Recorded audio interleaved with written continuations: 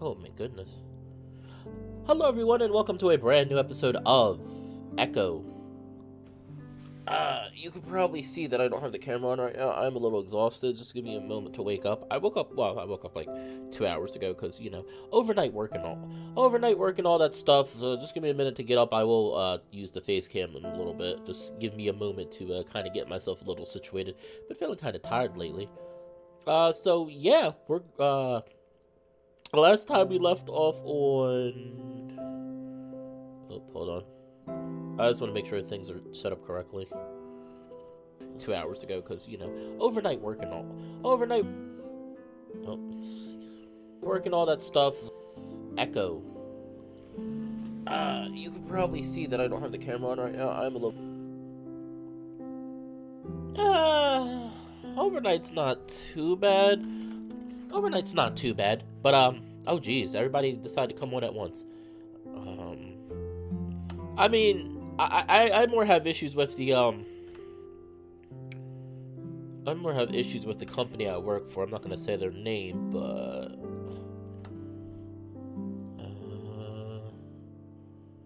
Sorry, everyone. Just want to finish the... This one's probably not... I did want to say, this one's probably not gonna be as, long as usual. I'm gonna be kinda... I'm gonna... Probably about an hour and a half. Not gonna be exactly 2 hours. I can get ready for work a little earlier than usual, so I'm probably not going to be streaming quite as long. But as you can see, last time we...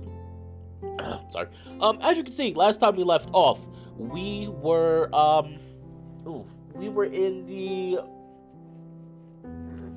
We were, starting Echo. So far, I've really loved Echo. I think it's a fantastic visual novel. I've really been enjoying it so far. Hello, Robert. How are you doing today? I really enjoyed I really had enjoyed what I was playing so far. Really excited to get into this. As you can see, we're going to be doing Leo's route. Last time I left off, I was debating on whose route I wanted to do today. And we're going to do Leo's first. I kind of like Leo novel. I've really been enjoying... I'm really excited to do Leo's route.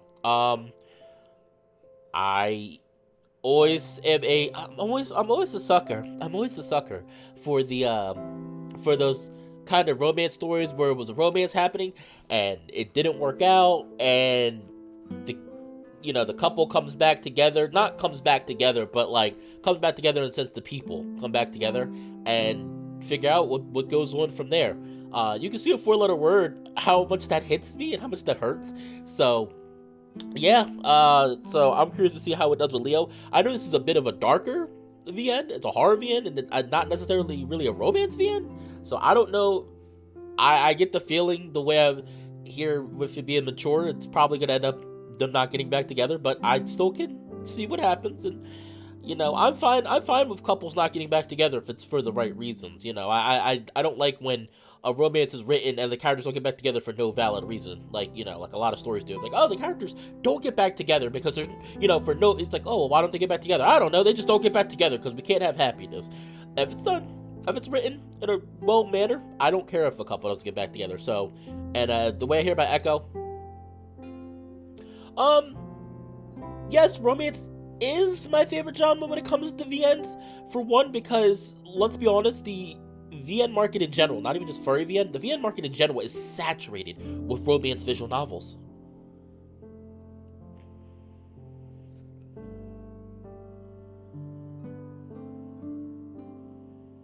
So,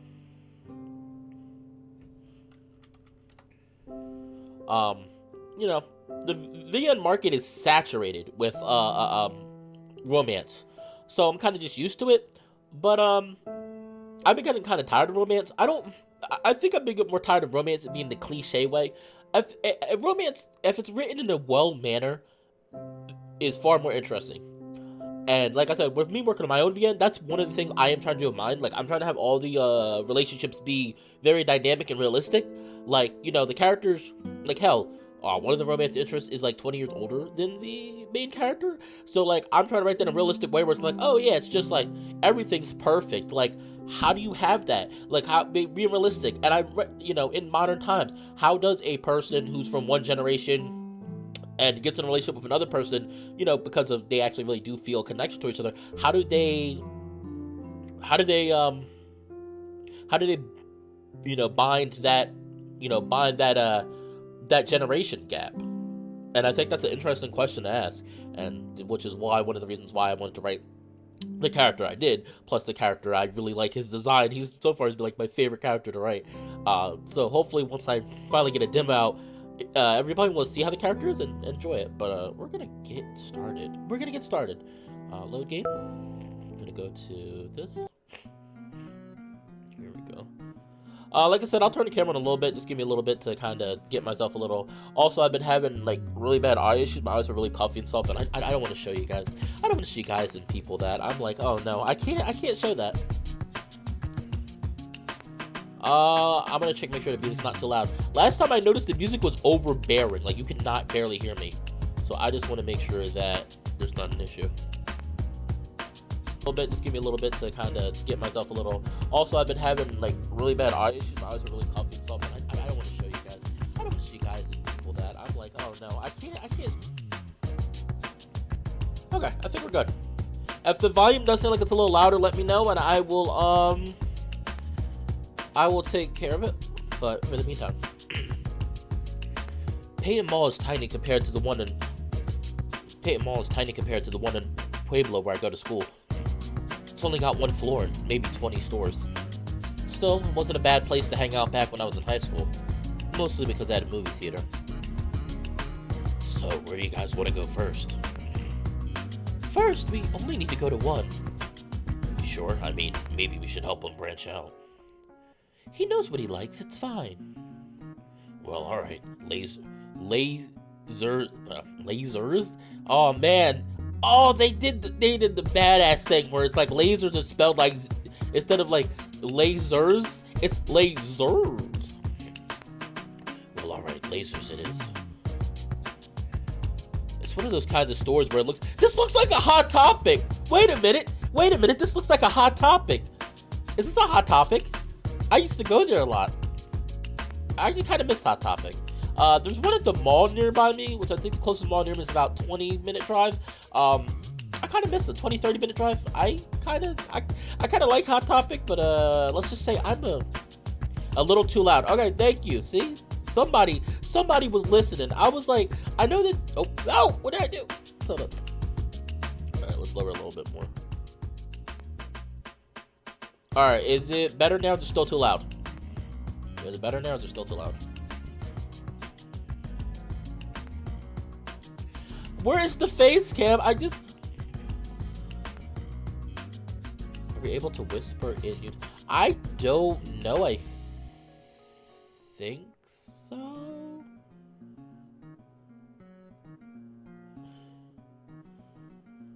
I don't know. That's a good question. I actually don't know. Ungi, if there's something you want to say, you can hit me up on Discord. I still have Discord open. You can poke me in Discord. I'm not gonna, I won't bite, I promise. Okay, I hopefully the music's good. Like I said, Tendo, thank you for responding to the question. If you do think that the volume is still a little, if you do think the music is still a little off, feel free to tell me. I'll try to fix it as much as I can. It's one of those kinds of stores where it looks like a radioactive clown jizzed on them. What kind of... What? That doesn't even make any sense. It's one of those kinds of stores where it looks like a radioactive clown jizzed on everything. What are you doing? What? I'm so confused right now. I'm really confused. That doesn't make any sense at all. That's the weirdest. That's the weirdest thing. Okay. Anyway. Well, there's a lot of weird porn here. Think horrible. This is Spencer's. No. You know where this is? This is Spencer's. Spencer's has some weird stuff. Well, at least I thought it was weird. And then I grew up and I joined the furry fandom, and then I realized there's a lot more than what I think there is. So maybe not quite there, but yeah. Now you know. Oh, hold on. Sorry everyone for like everything being all messed up. Like I promise there's gonna be gameplay. I promise it's not gonna be just me talking and blabbing my mouth. I promise you.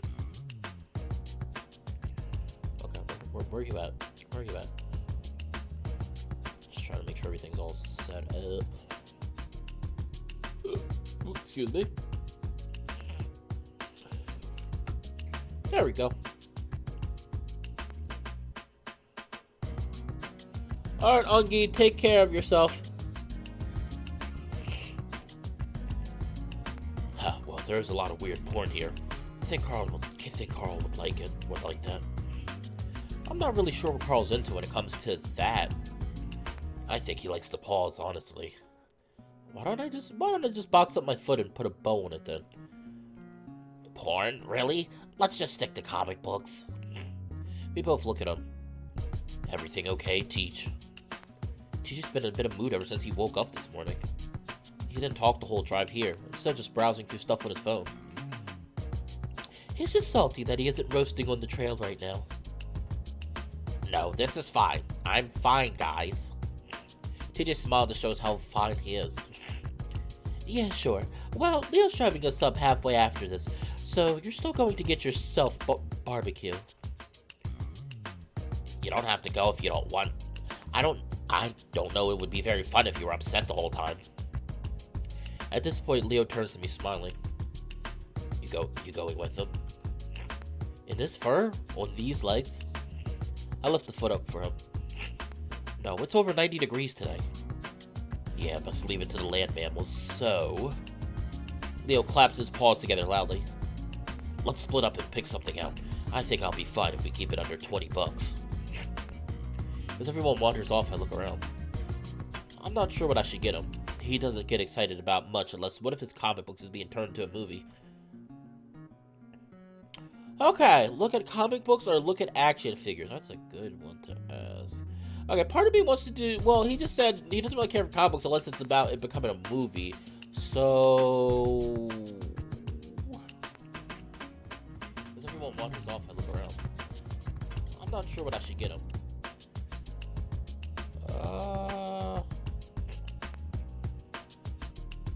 Get the face cam. Alright, fine.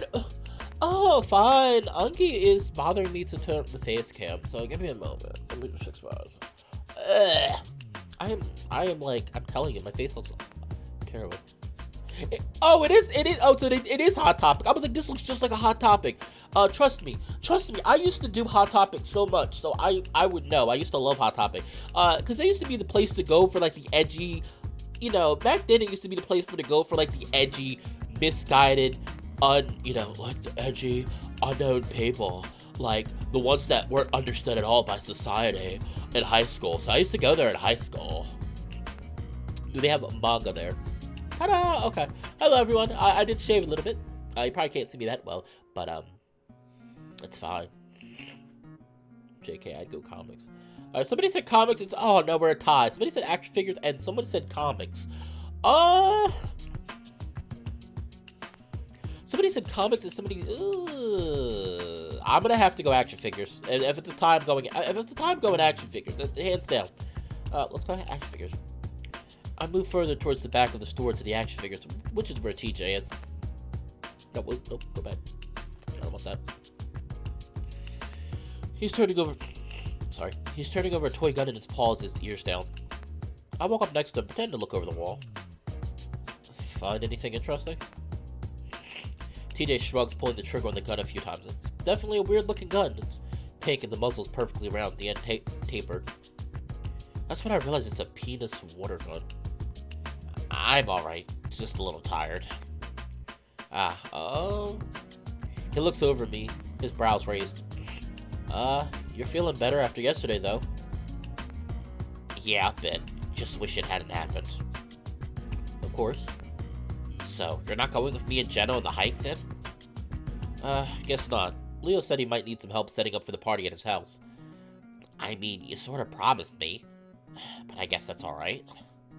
I cringe on the inside. You haven't seen him in a while, so it's good you guys can have time to catch up. TJ lifts up the penis gun and points it at his face, squinting an eye and looking down the barrel. How the fuck can he not tell? He must know what a dick looks like. Yeah, he knows. Yeah, he knows what a dick looks like.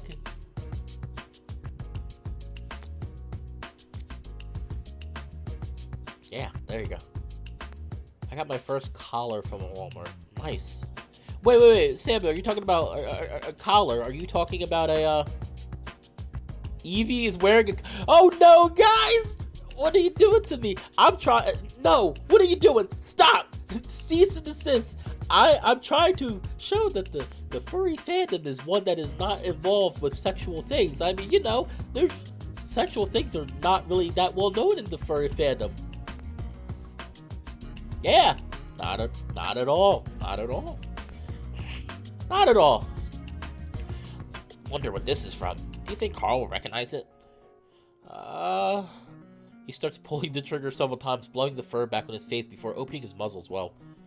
I reach out to push it down. I think that's just a novelty item. You should get something else. Oh, okay. I can tell that TJ's unhappy, but there's not much that I can do about it.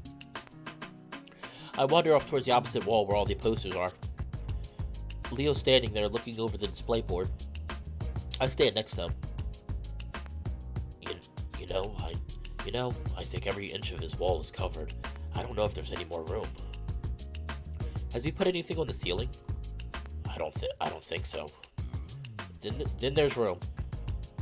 Well, alright. I guess I'll get him Lucci. I don't think he's got one of him. I look over at the masked wolf, his arms crossed, bare chest and abs stuck out on full display. I waggle my brows. Sure, that's why you want him. Leo grins down at me. Oh yeah, sorry, but he's not my type. I like my guys a bit more supple. His tail slaps my ass. Whoa, Leo, settle down. Like, see, like, Leo seems like a good guy so far. Granted, I might be wrong. He might be a terrible person. This is Echo. I hear many people say exceeds expectations, so I could be surprised. But, I don't know, he seems like a nice guy, but he is very forward with Chase, and I'm like, I'm not saying, I do believe that there are some relationships that, given a second go-around, a second merry-go-round, if you call it, can work out. Sometimes you just need another perspective, but, I don't know if being this forward is doing good for you, buddy. Leo, you're being a little too forward. I don't know if that's really a good thing with the way your relationship ended badly last time. You might want to take it back just a little bit. Just a little bit. My Sims and I went there for the original talking about why we were buying it. Don't worry, it's not for sexual stuff. I just like wearing collars. Okay, Evie. Oh, okay. Hey, Eve, I wasn't really getting after you for it. I was more just teasing.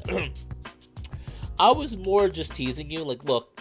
If you want to wear collars all day, I don't care. I mean, that's your thing. I don't really think there's anything wrong with collars. I mean, I don't wear them, but that's not because I don't like them. It's just I just have no need to wear them. So, you do you. There's nothing wrong with wearing collars. If you guys want to just,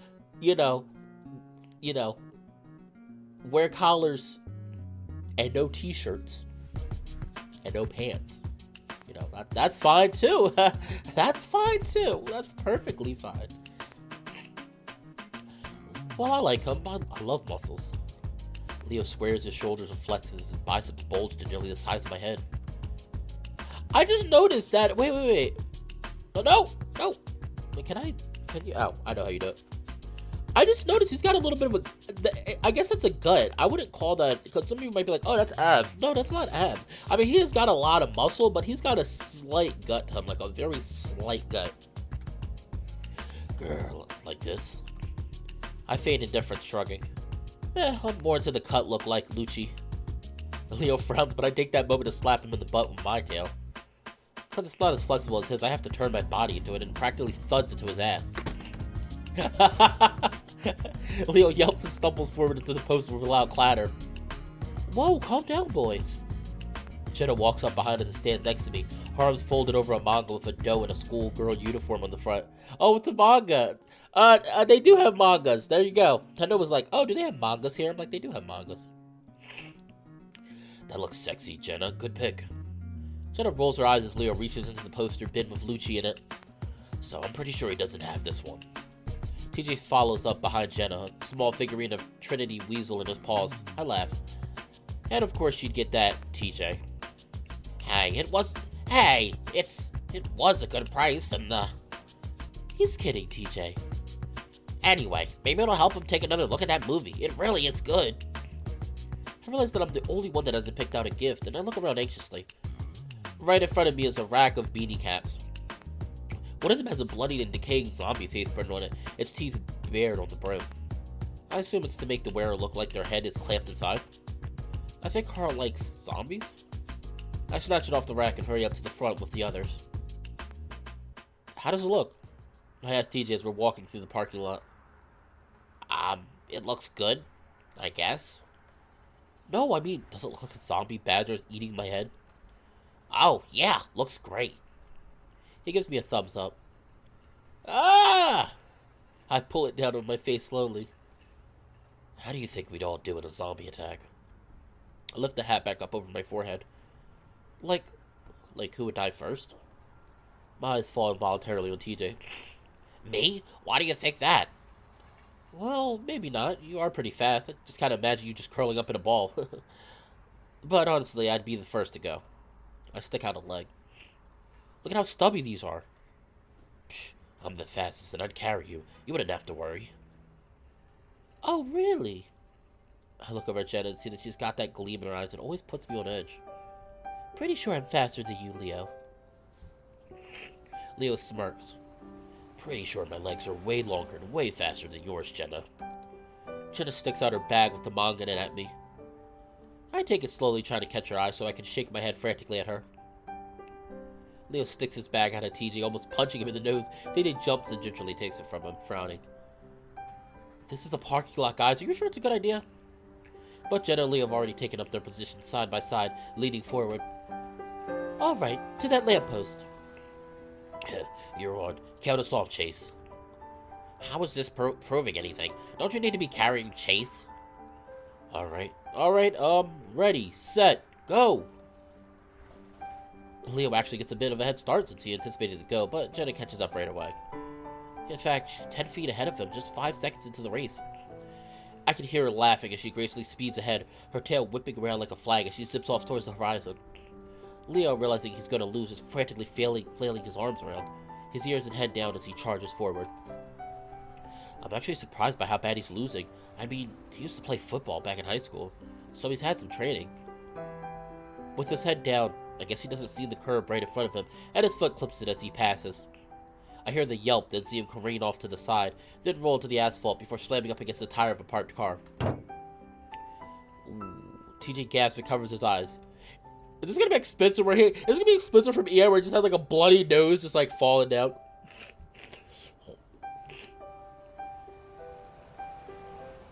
Tendo. Oh, thank you, Robert. You have a good day too. I just noticed Robert said have a good day. Robert, you have a good day too. I appreciate you stopping by. This is gonna be like Spencer where is this gonna be like Spencer from EA where he just had like a bloody nose. Okay, we're good. Oh my gosh. I'm already running up to where Leo's fallen. He's sitting up against the tire, one paw to his head as he grits his teeth in pain. I'm gonna have the music just a little bit. I don't so I need 2 monitors. I'm just trying to like listen a little bit, but I don't want it to be too loud. Sorry, everyone, I'm just making sure. I always get like antsy because I'm like, is everything working fine? Is everything working fine? Can everybody hear me? Does it sound good? Oh my gosh. I'm already running up to where Leo's. Okay, we're good. Okay, I think it's perfect. I'm already running up to where Leo's falling. He's sitting up against the tire, one paw to his head as he grits his teeth in pain. Are you alright? Jesus, you hit that hard. I kneel down next to him, and the second he sees me, he grins and quickly scrambles up, brushing his paws. I'm fine. Just tripped a bit. As he spots those paw pads that are skinned and bleeding, and I wince. Jesus Christ, Leo, that wasn't just a bit. Jenna, having noticed that her competition had eaten shit, jogs back to us, her paws on her hips as she breathes heavily. Wow, you okay, Leo? I'm fine. Want to try that again? That stupid curb got in the way. Nope, you're backed up enough as it is. You're fucking bleeding everywhere. I should probably drive. I'm fine, Chase. Leo rolls his eyes to show me how much he doesn't care, but I can see that the inside of his ears are bright red. There's a bit of an awkward silence, only punctured by Leo and Jenna's breathing. Finally, Jenna walks up next to me and puts her paw around my shoulders. Well, now you know who...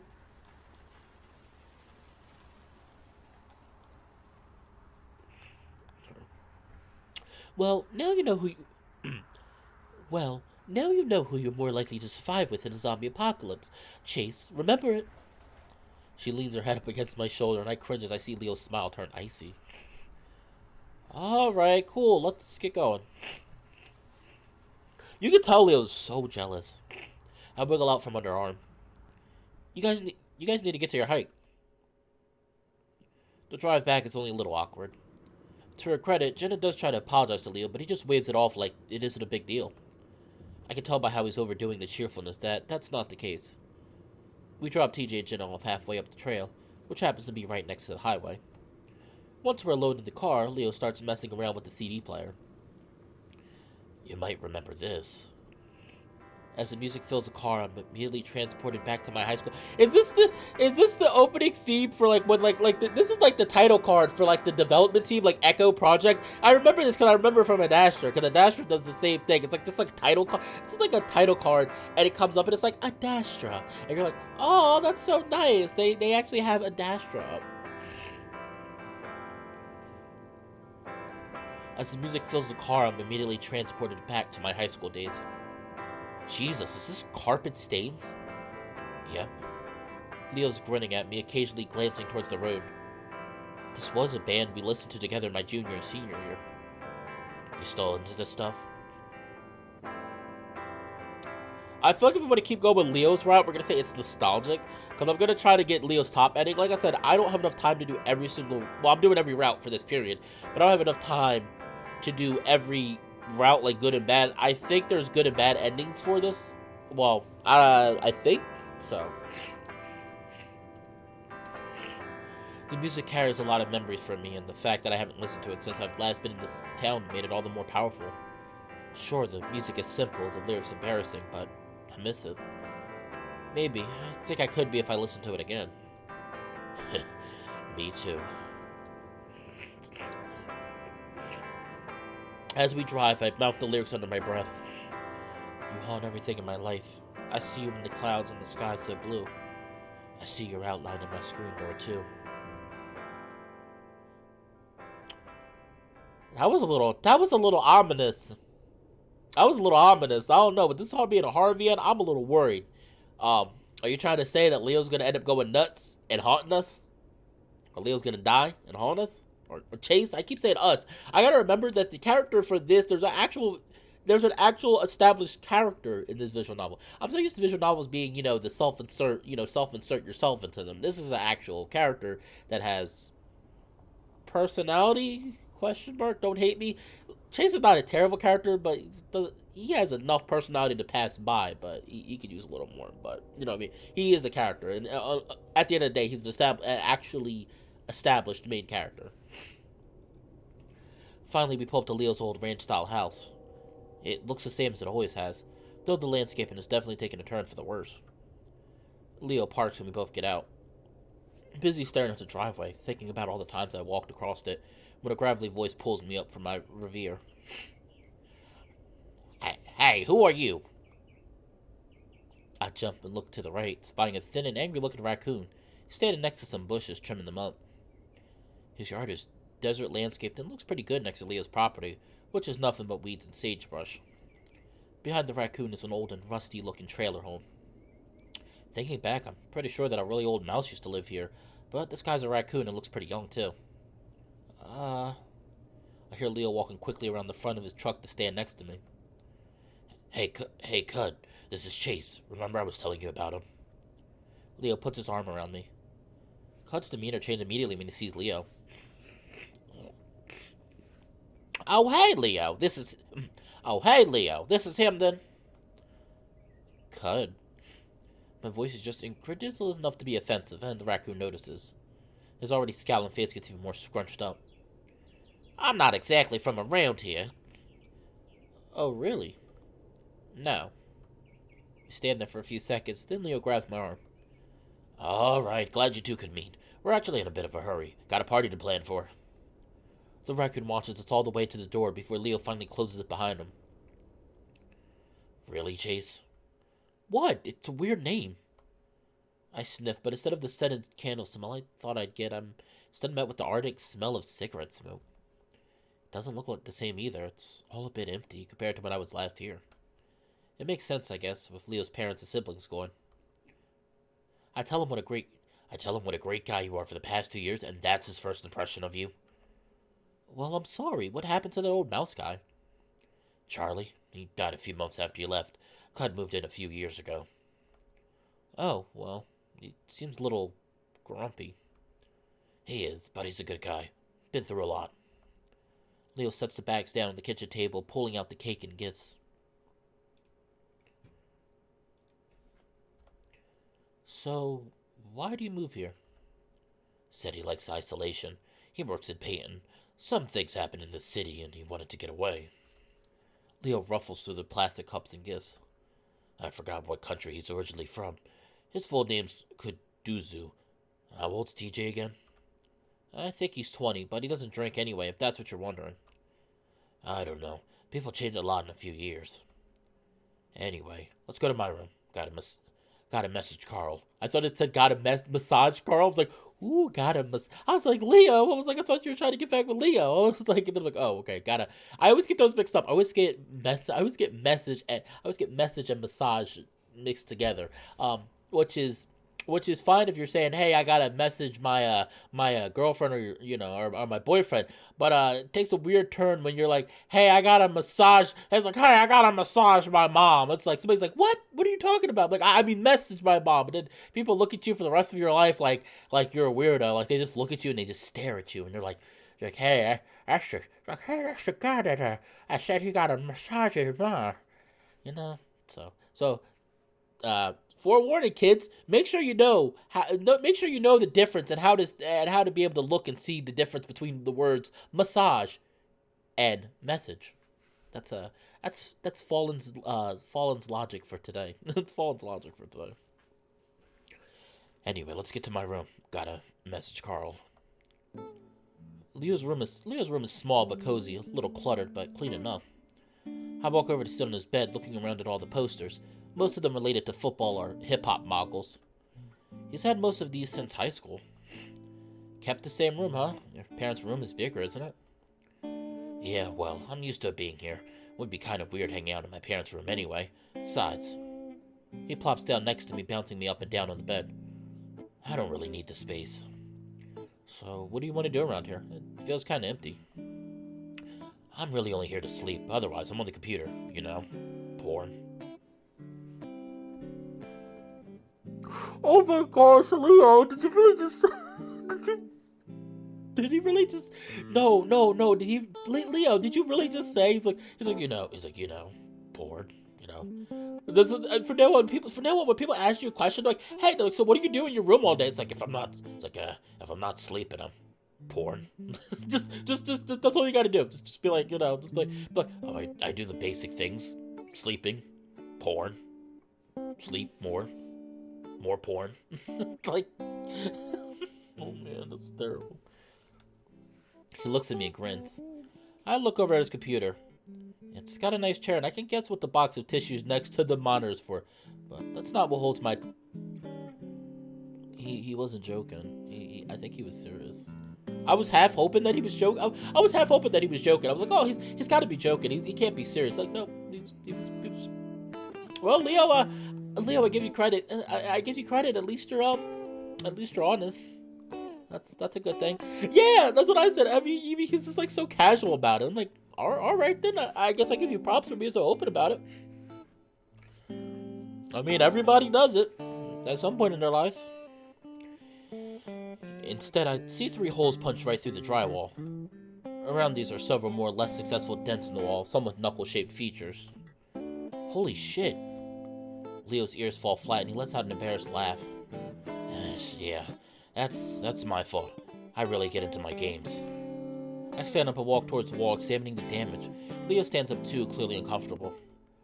That was a few years ago, though. I don't play that game anymore. Leo.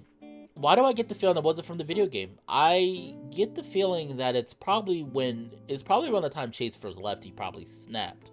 Because like I said, yeah, his smile is. Yeah, I do like Leo's smile. Leo has that nice, like, the art. Well, first of all, I think the art style for Echo is fantastic. I think it's very well done. I love the. It's a surprise immutable. I love the art. It's fantastic. Honestly, this is the kind of art I would really like for my own VN. I'm sure the artist is probably not cheap and they're probably busy doing Echo stuff, but if I could afford them, I definitely would get them. Because I'm looking more for an art style that's has more realistic colors. More dull tones, especially for one character, because one character, for all intents and purposes, has a noir feeling to it. So I really could use somebody that's really fantastic with doing muted colors. It doesn't have to look completely realistic, but having something that with realistic colors is what I'm looking for. Adult life. Samuel, what are you trying to say, Sammy? Or Leo? His name's Leo. Oh, that's funny. I just got the joke. Oh, I just realized there's two Leos here. There's Leo from the VN and there's Leo who's currently watching this stream. That's funny. I like that. That was a few years ago, though. I don't play that game anymore. Damn, Leo, you're fucking crazy. I poke a finger through one of the holes, realizing that punching through the wall with one try wasn't anything to sneeze at. And strong. So you still got that temper of yours? I don't. It was just that one game. He's got his paws on his hips glaring down at me. I mean, what if I was standing here? What would that have done to my face? I put my face in front of one of the holes for effect. Leo blanches like I'd slapped him. Hey, don't talk like that. I would never. I know. Sorry, it's just funny how angry you get sometimes. I mean, your phone looks pretty new. When's the last time you broke one? Well, okay, the damn thing wasn't loading right, and he frowns. Why am I being interrogated right now? Hey, you want me to live here? I think I have a right to be concerned about my personal property. I only broke your phone once. Ooh, okay, so he does. See, I like this because we're starting to slowly get a feel for how Leo is.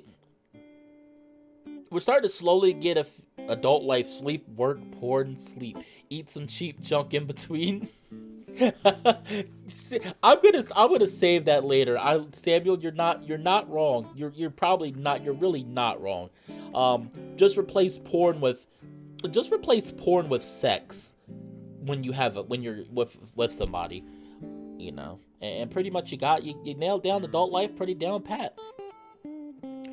All right, but as I was saying, I really like this because we're starting to get a feel for how Leo is. Okay, so he has a temper. He seems like he's really hard at letting things go. So it's starting to add up. I'm starting to get a little feel for why Chase might have left. And the fact that he does not want to leave Echo. Chase wanted to leave Echo, and Leo does not. Leo seems very adamant about staying, but Chase was like, I want to leave. I don't like Echo. I want to start a life. And Leo seems perfectly content with the way things are. Or the way things were. I spread my paws out. More than I've broken anyone else's phone. Yeah, well, I've never pretended that I cheated on someone as a joke. My attitude cools a little.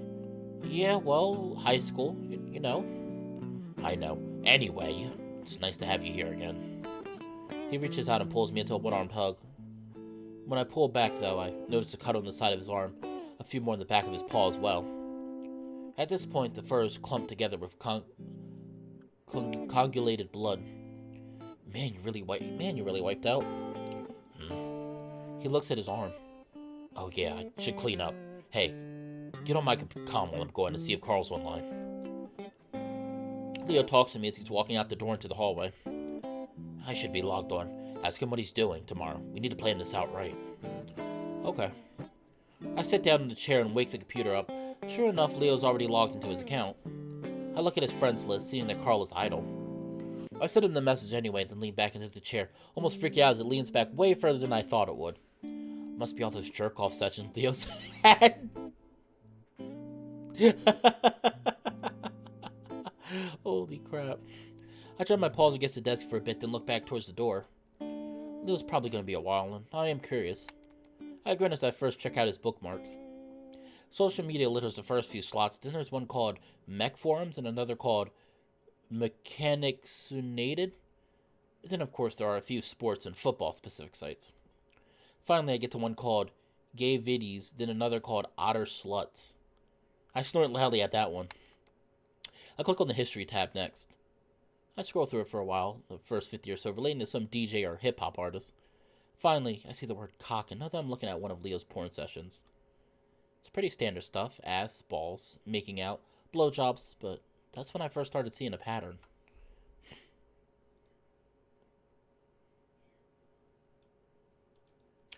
Gay otters, otter asses, male otter tail, gay blowjob otters. I raise my brows and click on the search bar for the history, typing in otter before hitting enter. The results spill down the window, the scroll bar small enough that I have trouble clicking one to pull it down. Was Leo only into me because he had an otter fetish? I start to feel a little depressed as I scroll through the results, and that's when I notice another pattern.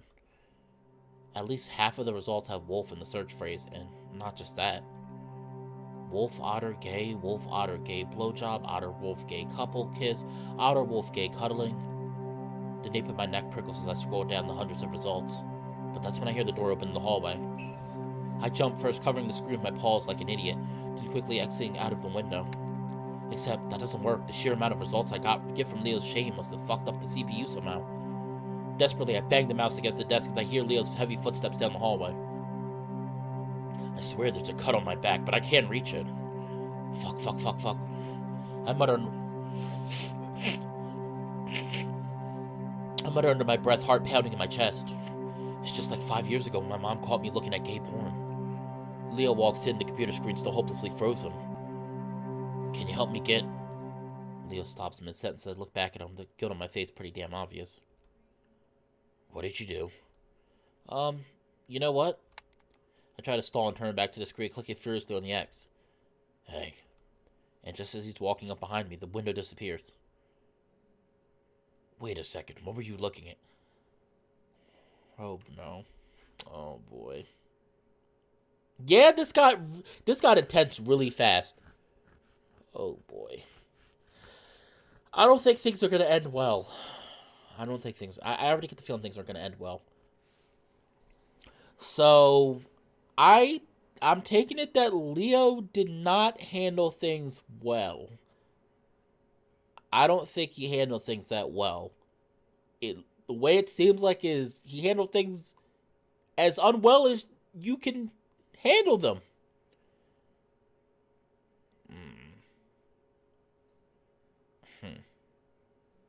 Yeah, I'm really curious to see where this goes now, because that's... I wonder if based on your choices you could get them back together, or is it no matter what, it's set where there, no matter what, there's a set path where either they get back together or they don't get back together, regardless of your choices.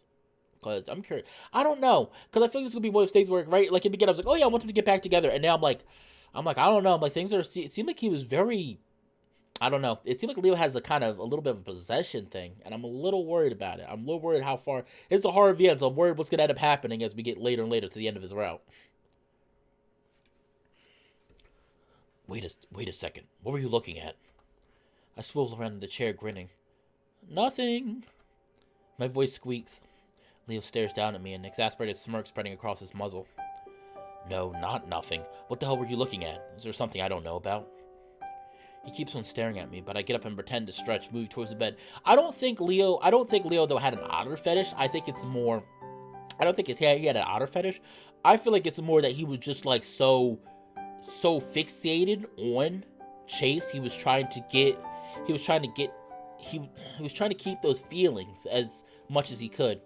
He keeps on staring at me, but I get up and pretend to stretch, moving towards the bed. Well, yeah, there's something you don't know about, but now I know about some things. I switched my tail behind me a few times, teasing him, but mostly I'm just relieved I didn't get caught. I hear him move, but before I can react, he's on me. Chase, maybe you should talk about this with him. I feel like Chase and Leo need to talk about this now. Because that is the biggest issue in any relationship, is miscommunication. Now, I feel like if they would talk about this, who knows? Maybe they would get back together, or maybe they wouldn't. But regardless, it would be the loop would be tied. It would be tied up and done. He grabs my arm and shoves them up behind my back. This shoves me forward, falling on top of me on the bed.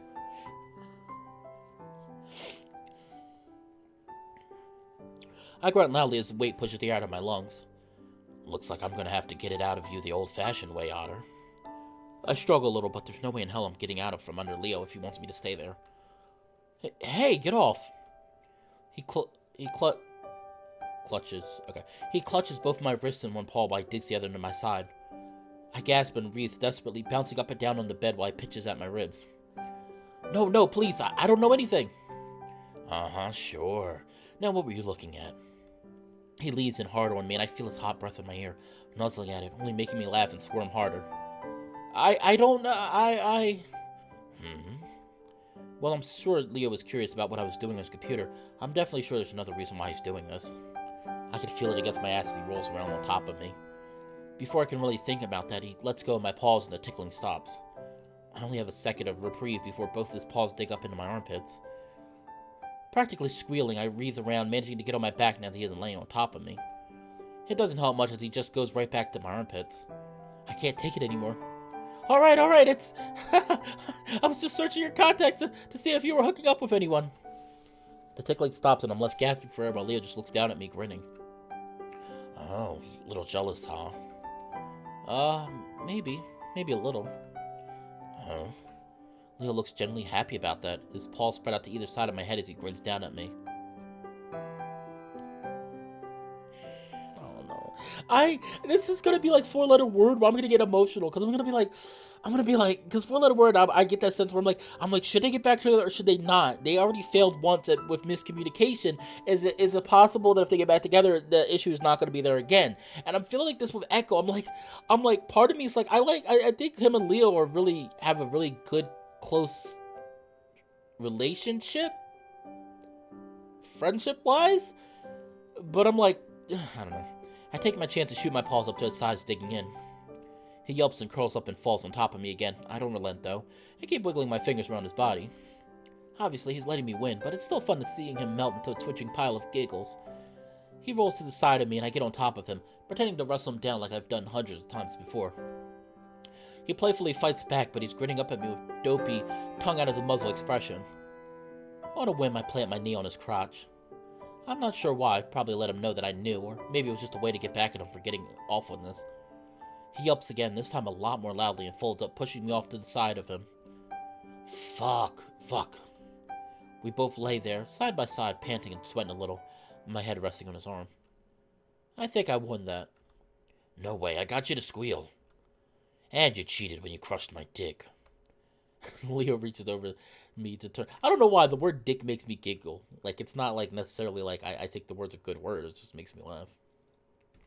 Leo reaches over me to turn on a small, complicated-looking fan on his bedside table before flapping his other arm over his eyes. Flopping. As I stare at the fan, I notice something else next to it and gasp loudly. What? Is that a fucking gun? Oh, yeah. It's real? Yeah, of course. I turn my head to stare at him. Why? You just leave it out here in the open? I never thought of Leo as a gun person. From what he told me, he hated guns.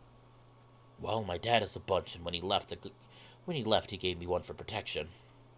Wow, do you really need it? A few people in this town, well, you know. I think I know the people he's talking about. Have you had to use it or something? I mean, it's just sitting out. Leo shifts, bouncing the bed. Let's just say some people need convincing when they're trying to cause trouble.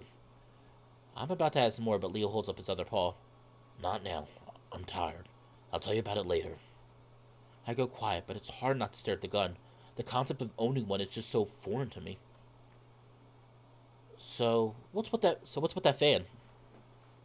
I change the subject. Leo looks confused and over at the fan. Oh, it's a humidifier-fan combo. I get nosebleeds a lot. Ah. I close my eyes and lay there against Leo. This is probably a bad idea, I know, but it feels good and I'm tired, even after the discovery I made on his computer.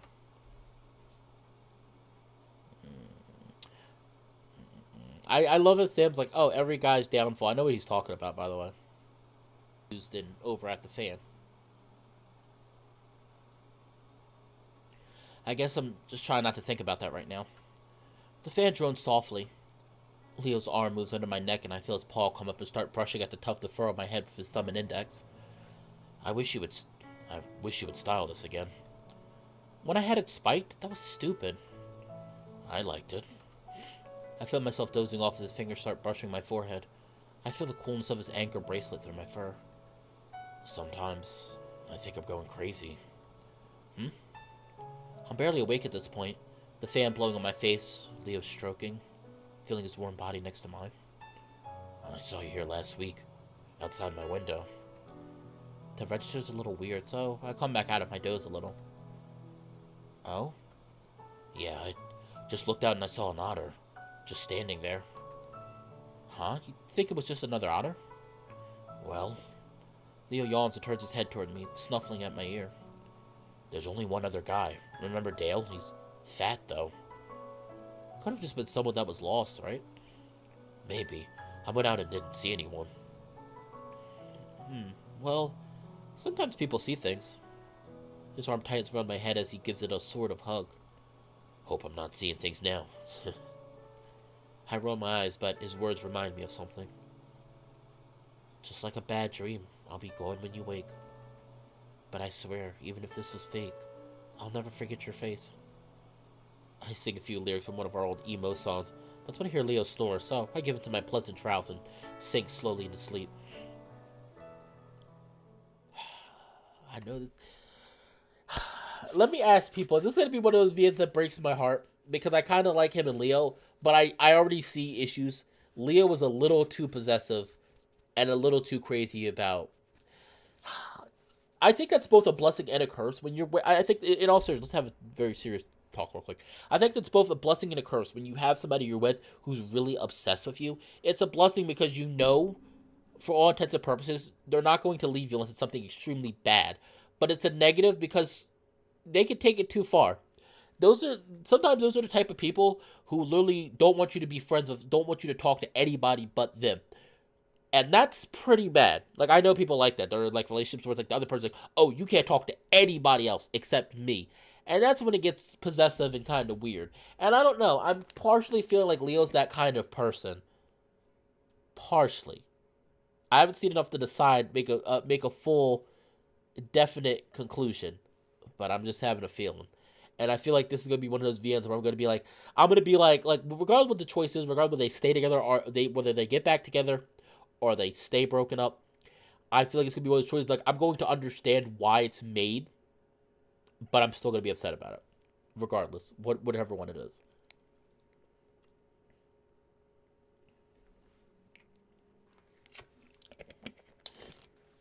What do you mean Leo's not stable? It's even marked on the walls. Wait, what do you mean? Oh, you're talking about his punching the thing? I feel a presence in the room and it's angry. Chase! I jolt awake, but I can't open my eyes. Chase. Finally, my eyes twitch open, but I can't move. I can only wiggle the tips of my fingers. Oh gosh, is this sleep paralysis? Just try to hide, I dare you! I flinch, the voices right in my ear. I'm still in Leo's room, still in his bed, and I can vaguely make out his body out of the corner of my eye. The room, though, is tinged red. I hear clicking and see the monitor switch on. I see myself bent over, tail raised, naked, looking back at the camera, my face warped. Dark holes bloom over the eyes, then all over the image like it's burning. A tarantula crawls up over the foot of the bed and starts making its way towards me. I gasp through my nose since I can't open my mouth, my heart beating so fast I think it's shaking the bed. My fingers wiggle as I try to yank myself awake, the massive spider only moving closer as it crawls on my foot and onto my leg. The weight of the spider is real. The way it's disheveling my shirt as it crawls onto my stomach is real. This is real! No, it's not real. I've had this happen before. It started happening when I took the night shift at the grocery store next to campus. Very common, very normal. People have it happen all the time. I'll just close my eyes and wait it out.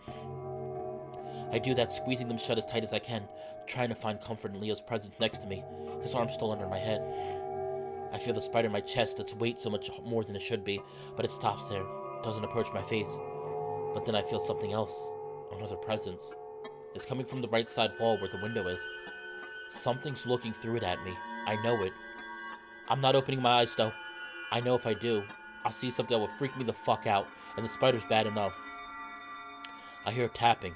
Whatever it is tapping at the glass, wanting my attention, it knows I know it's there, and it wants me to see it. What the fuck? This is lasting way longer than it should be. What if I'm stuck? Am I stuck? Am I gonna be stuck in a twisted Leo spider room dimension for the rest of my fucking life? He's mine! My eyes finally open, already pointed towards the window, bracing myself. But it's empty. The sky is tinged red from the sunset. So is the room. My dreaming brain exaggerated it to look like the color of blood. Oh, that's scary. I don't like that. I don't like that at all. It's mine!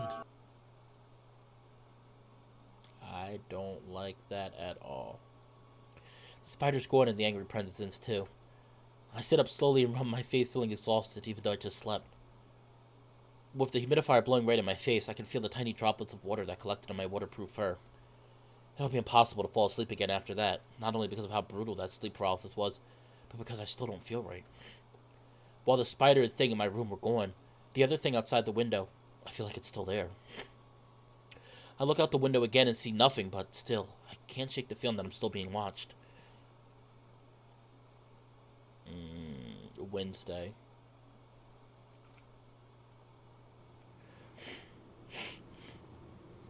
Oh my goodness, we're gonna keep going, of course. I'm gonna go till about 6 o'clock my time, so about another hour. I stare. Oh no! Horror things are happening! I need more horror VNs in my life. It's Halloween, and I need more horror. I stare at the window as we roll down the dusty streets of Echo. Every road, every corner, every trailer, and every tree has a memory attached to it. There, in the middle of the dusty parking lot that belonged to the corner market, is a tiny stand.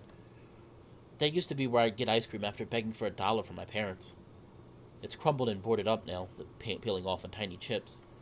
And there, in front of Duke's house, is a big flat rock that Jenna was standing on when she told me she was going to run away from home. I can still remember almost exactly how she was silhouetted against the red sunset behind her. And the old train yard where, in the middle of summer, Leo kissed me for the first time, while I was sweating buckets under the noon sun. He didn't seem to care, though. I look over at Leo. He's got one hand on the wheel, glancing up at the rearview mirror occasionally to trade jabs with Flynn. I'm regretting not letting him know we're coming. You know, you'll be lucky if he even gets his ass out of bed. We'll call him then. And what if he doesn't answer? Leo doesn't say anything, instead focusing back on the road. TJ fills the silence after a while. Well, I don't think it's too weird. It's just like we're hanging out again. Nothing wrong with that. Sure, but making it about Carl is just weird. Maybe if his birthday was like next week, 2 weeks tops. Oh, hush, Flynn. It'll just be like we're hanging out. You're acting weird about it because it isn't going to help anything. The car starts slowing down and I snap out of my daydream and look up, knowing that we definitely weren't at Carl's house yet. That's when I see a round, canine figure standing further up on the side of the road. She's standing in the dirt that separates the road and the field in front of a broken and rusted barbed wire fence. I think that's Janice. I look over at Leo and he seems concerned. His brows furrowed as he carefully stirs the car right up next to Coyote. I can see why. She's crouched over, elbows on her knees, staring at the ground. Roll down your window, Chase. I do as he says, struggling a little with the old crank handle. The hell is she doing out here? We come to a stop next to the Coyote, kicking up some dust. I don't know. Hey! Leo leans over me and smiles out at Janice, who's still looking at the ground. Everything all right? Leo's voice cuts off in a weird choking sound. I look at him confused and look back at the window, and I can't help myself but I gasp. It was hard to tell from the angle and all the dust kicked up by the van, but now I can see that Janice has her pants down around her thighs. I can also see everything else. I sit back quickly and avert my eyes, looking out the windshield instead. What the fuck? Oh my god, Leo, keep going! Jenna whispers it, her voice strained. Oh, sorry, Leo stops talking and I chance a glance out the window again. Janice is looking at us now and she's smiling. It's a weird smile because it isn't touching her eyes. It's unnerving. Leo stares back. Leo, let's just go. I hiss out the side of my mouth, staring at the windshield again. He seems reluctant to, though, looking concerned. Janice, do you need some help? His tone is one you might use on a toddler or a crazy person. I don't hear her say anything except maybe a grunt. Leo bravely keeps trying, though. We could give you a run. Leo stops talking in time for me to hear a pattering sound. A sound I recognize well from my time as a kid pissing on the dirt roads of Echo. The van lurches forward to resume a smoother acceleration back onto the empty road. Oh my god. Oh, things are happening now. Oh, things are happening now. I'm worried. I can tell. Okay. Things are happening now. I can already tell. Things are gonna get real weird, aren't they? Are things gonna go, guys? Are things gonna get weird? Are things gonna get weird? Holy shit! What the fuck was that? I don't. Leo's frowning, looking as confused as I've ever seen him. Should I go back? No! I look back and see TJ covering his face. Maybe she could be having some kind of psychotic episode. Or maybe she just had to piss. I don't think so. Did you see the way she looked at me? She was probably just on something, isn't everyone? No, she doesn't do stuff like that. Well, maybe she does. You never know with people. Again, Leo doesn't say anything, and neither does anyone else. We don't go back. I fucking told you! Leo stabs the doorbell again, frustration etched across his face. I shift the bag I'm carrying around in my paws, trying to look through the frosted glass on the sides of the door. Maybe he's getting high? He should still be able to hear. I mean, maybe he just doesn't want to. TJ holds up his phone. He's not answering his phone either. Leo knocks on the door hard, his bicep bulging. Well, I guess breaking the door might get us inside. Leo stands back, pausing his waist as he takes a deep breath. He's determined. And I guess he should be, considering he set all of this up. We should have just told him to meet us at the diner, or something. Do they lock their windows? What? Leo growls. It's not like we're breaking in. Leo, calm it down. Calm down. The temper's coming. Calm down. If he doesn't want to do it, he doesn't want to do it. TJ's ears pin back, a frown in his face. The wolf puts a paw on. I wonder if Carl's like a recluse. Like he doesn't really like hanging out with people. I mean, he seemed pretty like he seemed like a pretty chill guy. But I don't know. He could be one of those people that like has social anxiety or something. He doesn't like being around people a lot of time. The wolf puts a paw at his forehead, closing his eyes. Sorry, but I think he's just asleep, and it shouldn't be too hard to just get in there and wake him up. I look over the side of the house and see a window well. I point at it. What about that? Too small. I could probably fit. She hops off the front porch and crouches down next to the window, pushing at it. Wait, there's a security sticker here. Well, you gotta arm it first, and Carl's such a lazy ass, I know he didn't. Besides, if we set it off, we could just run. It's not like they'll show up anytime soon. Or instead of acting like criminals, we can just stay until the cops show up. She knows us. Jenna hesitates and pushes out the window again, but it doesn't budge. Oh, Jenna, you're no fun. You're so boring. Jenna is no fun at all. Locked. Let's try the one above it. That's too high. I'll boost you up. I think this is going a little too far. Leo ignores him and stands next to the window before making a platform for Jenna's foot with his paws. Studying herself with her paws against the wall of the house, Leo easily lifts Jenna and she manages to grab the ledge. Fucking hell, this is so fucking stupid. Flynn mutters next to me, but I make a point of not looking over at him. I feel for Leo. He worked hard to make this happen, and everyone's giving him a hard time over it. Jenna pushes against the window, and it glides open easily. Yes. Now we're gonna boost you all the way up. Hold on. Careful. Like there's some kind of cheerleading duo, Leo shoves Jenna all the way up with one paw as she disappears through the window.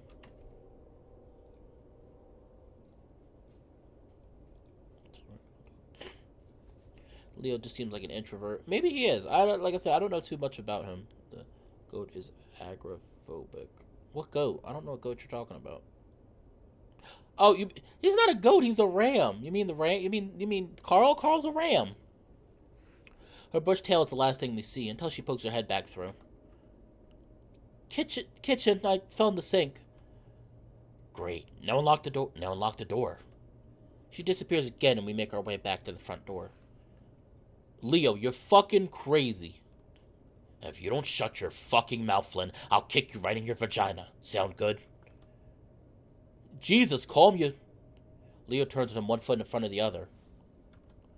Flynn shuts up, then... Flynn shuts up, then, and me and TJ are left to shift around uncomfortably on the porch. Wow. Alright, Leo, calm down. Whoa. Whoa. Finally, we hear the door rattling and it opens. Called his name, but he didn't answer. Well, he's gotta be here. It's not like he can go anywhere, or would want to. Carl's house is as massive and immaculate as I remember it. It is a mansion, after all. There are a few bowls and wrappers lying around the marble counters. I assume that's because Carl's parents aren't here to tell him not to be a slob. Flynn immediately heads up the stairs. Yo, Carl! Yo, Carl! Come on, guys. Like, I love doing Flynn's voice. Like, even though I don't know if it's the best voice, I just love doing Flynn's voice. I love doing that kind of New Yorker thing. You know? Granted, Flynn might not be from New York. I mean, I don't know what Echo is. But I like doing the voice. Alright, capiche? You got it? Good. Glad that I could be of entertainment. I'm glad that I could amuse you guys for just a moment of your time. Melissa, what are you doing for your life? What are you doing for your life? He feels physically ill around more than just a few people at the point. You know what? That actually kind of feels... That's kind of like me, Leo. So I feel that. I have bad social anxiety. Especially working retail has not helped me get over that at all. I set the bag down on the table and TJ sits the cake there, too. I look over at him. You alright? Yeah. Why? Just asking. How was your hike with Jenna? Alright. Wish you were there, though. TJ, I'm sorry. I can't do your route till late. Apparently, somebody told me that TJ's route is best to do later. Yeah, me too. I might go again in a day or two if you'd like. Sure, why not? I promised myself that this wasn't an empty promise. Well, he's not in his room. Flynn's actually looking a little worried now. Maybe he went for a walk? Carl? Walking? In this weather? Hell no. Does he have any other friends? Maybe he went out somewhere. I don't think so. Well, let's do a quick sweep of the house. It's a big place. Flynn heads back upstairs and Jenna, Leo head for the downstairs. TJ looks around the kitchen, then moves over to the living room, checking the couches. I decide to head out back, if not just to get away from the others since things feel unusually tense between us today. As I step out into the backyard, I'm a little surprised. It's different from when I was last here. The playset is gone, and so is the massive trampoline they used to have. The biggest shock, though, is to see that the huge treehouse that used to sit in the old oak tree is gone. I stand there for a moment, feeling the vague sense of loss. I have too many good memories of that place. Time moves too fucking fast. After a while, I remember why I'm here and look around again. No Carl, of course, but I start walking around anyway, looking behind bushes even though I know it's stupid. While I felt for Leo, I could still see where Flynn was coming from. It would have been a way better idea to warn Carl, or just meet up somewhere else. Leo just gets carried away a little when he has his heart set on something. He probably had the whole scene planned out in his head before we even got here. Mostly, I just feel really bad for him. He's been working really hard to make this trip interesting for all of us. I think it's our fault more than anything that nothing's working out. Flynn's a dick, Carl doesn't care, Jenna's also kind of being a dick, and TJ's always into stuff that none of us are. And I'm just boring. As I round the corner of the house, I'm surprised to see Flynn standing there. He must have come out the front door. Oh, hey, Flynn, I thought you went upstairs. Flynn doesn't seem surprised at all to find me out here, which makes me think he was looking for me. I did. Wasn't there, so I thought I'd look outside. Oh, well, it's not in the back, so... I don't know why, but Flynn's making me feel awkward as hell. Is something wrong? Flynn folds his arms and leans up against the house. Well, Carl's missing, so I guess that's a problem, huh? Yeah. I try to think of something to say. Well, I'm sure he's just hiding somewhere, or maybe he's out at the diner. Probably just got tired of being stuck in his own house. Yeah. He straightens up again and steps forward, and I don't know why, but I take a step back. You were hanging out with Leo yesterday, right? Yeah, for a little while. You spent the night there? I pause for a second to give him the hint that I'm not exactly okay if I'm prying like this, but I answer anyway. No, I got back to the motel at like 3. Huh. Yeah. I start to turn back around. Hey, why don't we check the basement? Chase. He's got the same tone as a disappointed parent, and that kind of pisses me off. I turn back around. What? You realize what you're doing is stupid, right? Excuse me? Getting back with him during fucking spring break? Pretty stupid, right? I had a feeling that's where this was going, and now that I know for sure, I'm definitely pissed off now. How is that any of your business? How is it not? You two seem pretty okay with making our business, right? No? He sneers at me. Cuddling up at the lake where our friend died is pretty messed up, isn't it? Fuck you, Flynn! Fuck you! Fuck you, Flynn. Flynn is an asshole. Fuck you, Flynn. Save the best boy for last boy. Good idea. Oh, uh-oh. I take it that you like TJ the most. I take it you like TJ the most, Leo. You know what? That Leo was being a huge. Leo's being a huge. Oh, he's like, we're old childhood friend died. You guys are just chilling and being happy. It's like, yeah, no, it's called moving on, Flynn. That's what it's called. It's called moving on. What? I saw you two. You know I did. So what? What does that have to do with Sydney? I guess I just find it weird that you start up your old flame on what's particularly a grave. What the hell are you talking about? Feelings changed from anger to bewilderment. I didn't know what he was talking about. I just didn't know why. Well, since it's all out in the open now, why don't we talk about it? You're the one that put it out in the open. In the worst way possible, by the way. His sneer disappears. I just don't get why you're connecting these two things. We weren't even talking about Sydney. How? What else does that lake make you think of?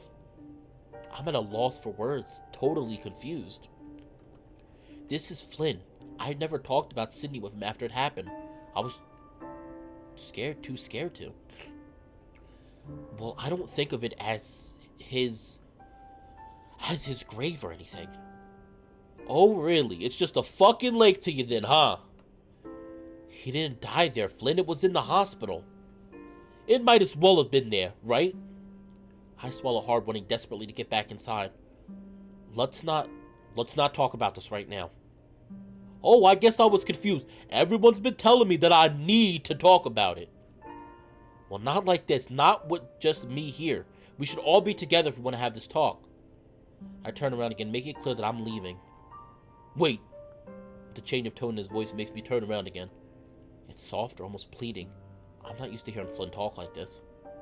I'm just trying to look out for you, Chase. He's not. I feel some of that anger returning.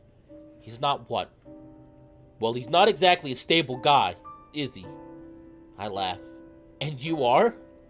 He dips his head and I can tell he's embarrassed even though he doesn't have the ears to tell me so. And not just you, all of us. We're all a little fucking crazy, aren't we? Flynn smiles a little bit. Well, that's what happens when you live in Echo. That's what all the kids at school said. Flynn frowns again. Listen, I'm just looking out for you. He's just... I sigh loudly and cover my face with Paul for a second. I was hoping I'd been able to change the subject, but now we're back to Leo. I'm surprised when I lower my paw and Flynn's just a few feet away. Flynn, just drop it. It's none of your business. His gaze hardens. I think it is when I see a friend taking advantage of another friend. Taking advantage of me? Yeah, hasn't been since you were fucking 15. I immediately know what he's implying. Fuck off, Flynn. You're acting like my fucking parent. He takes another step forward and I back away, but I think so I'm pressed up against the house. I get the urge to run away, but I feel like doing that will only confirm how much this has escalated.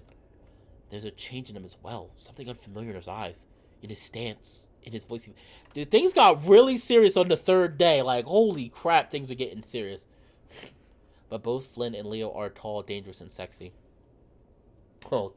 Uh, for me, I never really had a specific type. If you want to ask me, I don't really have a specific type. Usually if I had to say I would go for anything, I usually tend to be more interested in cutesy guys.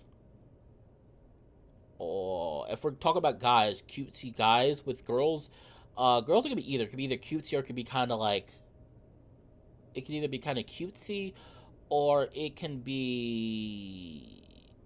I love a person that speaks their mind though, regardless if they're cute or not. I love, and especially women. I love a girl. If I had a girlfriend, I would definitely want to be a girlfriend who's not afraid to speak her mind to a degree. There's speaking your mind, and then there's just being a dick. So, no pun intended. With of course. He leans down to my height. Like playing with fire, huh? You seen it in his eyes. He's fucking crazy. He pokes me in the chest to emphasize his words. Crazy? Kind of like you are right now? Flynn pulls away, straightening his back, but still looking down at me. Yeah, well, maybe I am. Blackwood silence stretches out, seems to go on and on until... You know what? I think... Chase. Both of us, our muzzles flick in the direction of Leah's voice, mine to the right, Flynn's to the left. Leah stands there, ears perked forward, though his expression seems neutral. I wonder how long he's been standing there. I can tell Flynn's wondering the same thing. Any sign of him? No. I slide out from under Flynn, making my way towards Leo. I checked the back, but I didn't see him anywhere. Leo doesn't even look at me, staring over the top of my head. I look and see Flynn staring right back, his shoulders still tensed. That's when I feel Leo's heavy, strong arm drape over my shoulders. Flynn's eyes narrow. Let's get back inside, then. I think he heard. I don't think he heard the whole thing. I get the feeling Leo... I think Leo might have heard some of that conversation. He's probably pissed off. Yeah, I agree, Tendo. Tendo said Leo and Flynn are going to end up in a fist fight, aren't they? I don't think right now, but I think it's going to escalate. I think because they do not get along. I think it's going to get to the point where somebody... I don't know. And this is Harvey, and I get the point it's going to be like somebody's going to get dangerously hurt. I mean, it's one of those things where, like, if they get chased by a ghost or demon or whatever, one of them is going to get left behind by the other one, purposely. As Leo leads me away, I get the feeling that he's still staring Flynn down, even though I don't look up to check. I'm getting worried. No shit. Carl doesn't just disappear from his house like this. He doesn't have anywhere to go. And also, from is spelled wrong. It's I'm sure I'll be fixed in the next update. Calm down, he could be anywhere. He has more friends than just us. The fact that he isn't answering his phone is kind of fucking suspicious. Leo holds up his paws.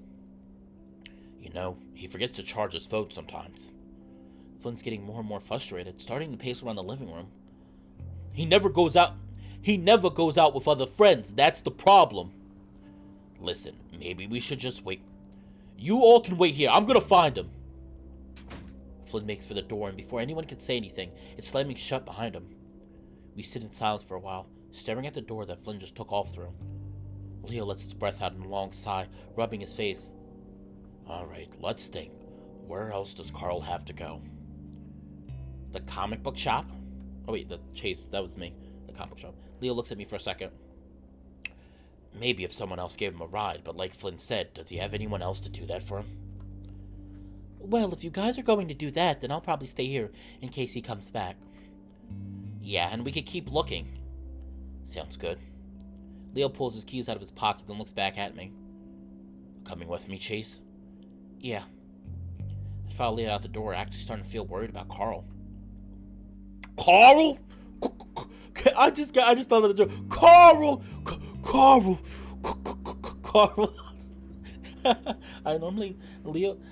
Leo says, I normally like guys that are big and tall, unless they're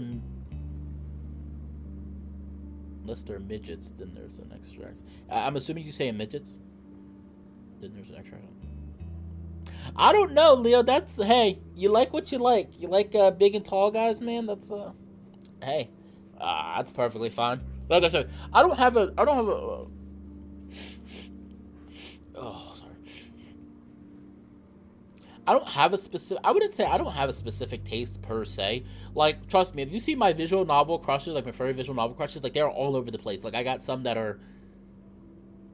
What is it called? Shota? I think Shota. Shota's when they look like kind of really, really young, but they're not. I have like a Shota one.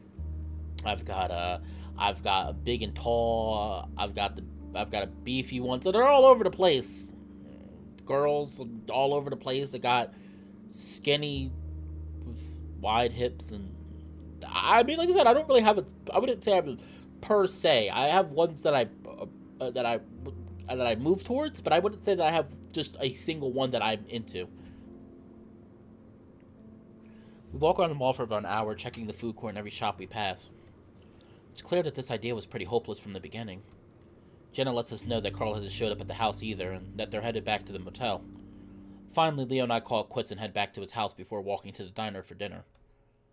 Where did Carl go? I'm really worried. I really wonder where Carl went. Oh, this is a nice. Is this a painting or an actual picture? Because it looks like it could be either or. So, where do you think he went? Leo's hunched over, an elbow on the table and his chin in his paws, staring out the window. Don't know. Do you think we should call someone? Like the cops? Not yet. He's an adult, so they won't really look into it until it's been days. We should probably call his parents, though, if he doesn't show up by tonight. I don't say anything, stirring my milkshake around. I glance back over towards the kitchen area, watching a very tired-looking Janice gather up plates before taking them to the back. I was pretty much mortified when I realized she was here and about to take our order, mostly just because I was embarrassed for her. She didn't really say anything, though, just took our order and left. I examined my milkshake closely, though, for what I'm not sure. I'm not too worried, though. He's been under a lot of stress and probably just wanted to leave town for a while. But why would he do... But who would he do that with, and why wouldn't he tell us? Leo sips on his milkshake and I wait for him to finish. I guess things really have changed. Yeah? I rest my chin in my palm, meeting his eyes so he knows I'm listening. I mean, the way Flynn was acting all day, he really can't stand us anymore. Carl probably just feels the same way. I don't think so. Flynn's usually been that way, right? Not like that. Like the way he was talking to you earlier. So he did. I was just about to say exactly what I said. So he did hear. So he heard it. I had a feeling. Because I was like, when he was like glaring at Flynn, I was like, oh, he probably heard some of that.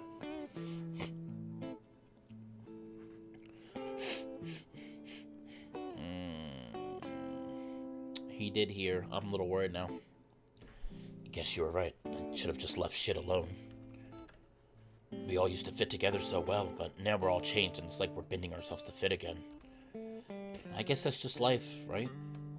Leo grunts and keeps staring at the window. It's clear how much he wanted this all to work out, to give us the opportunity for one last hurrah before we separated for good. And now I'm actually pretty angry at myself and the others. This is our last chance to really say our goodbyes, and it's like we don't care at all. Jen and TJ are off doing their own thing. Carl's getting lost and probably high. And Flynn's being Flynn. I lean forward, then grinning. I'm really happy you planned all of this. Slowly, Leo shifts his attention from the sunset to my face. I smile wildly for him. This is the most fun I've had all year, even though everyone's acting like a dick. I dip my head self-consciously, including me, I know, but this whole thing has reminded me a lot of the good things in this town. And even though things have been kind of shitty, I think it's a good note to leave off on. Leo raises his brows. Because weren't things always shitty? It's part of the experience. Leo stares at me for a long time and I feel my grin start to fade.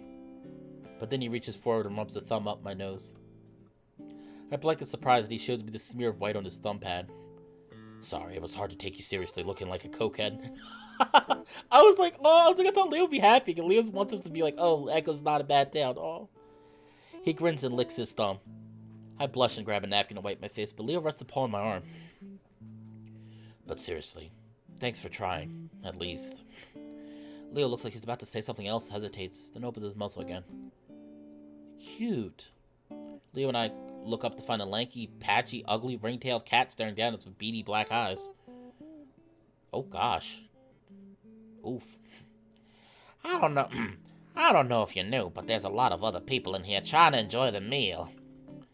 Clint puts a paw down the edge of the table, leaning in. Could you try not to ruin it for us?